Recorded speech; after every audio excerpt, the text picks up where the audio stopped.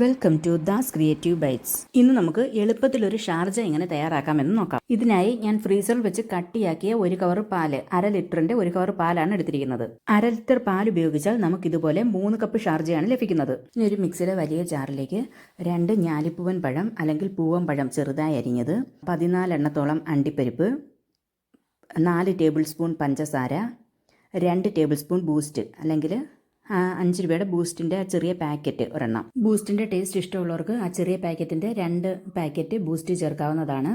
ഇവയെല്ലാം കൂടി നന്നായി അരച്ചെടുക്കുക. ഇനി ഇതിലേക്ക് നമ്മൾ നേരത്തെ കട്ടിയാക്കി വെച്ചിരിക്കുന്ന ഒരു കവർ പാല് ചെറിയ കഷ്ണങ്ങളാക്കി മുറിച്ച് ഇതിലേക്ക് ഇട്ട് കൊടുക്കുക. ഈ പാലിനോടൊപ്പം നമുക്ക് 1 സ്കൂപ്പ് വാനില ഐസ്ക്രീം കൂടി വേണമെങ്കിൽ നമുക്ക് ചേർക്കാം. അത് ഓപ്ഷനിലാണ്, ചേർക്കണമെന്ന് നിർബന്ധമില്ല. ഇനി ഇതെല്ലാം കൂടി ഒന്ന് മിക്സ് ആവാൻ വേണ്ടി ഒരു 10 സെക്കൻഡോളം കറക്കിയെടുക്കാം. അപ്പോൾ ഇവിടെ നല്ല കുറുകിയ ടേസ്റ്റി ഷാർജ റെഡി ആയിട്ടുണ്ട്.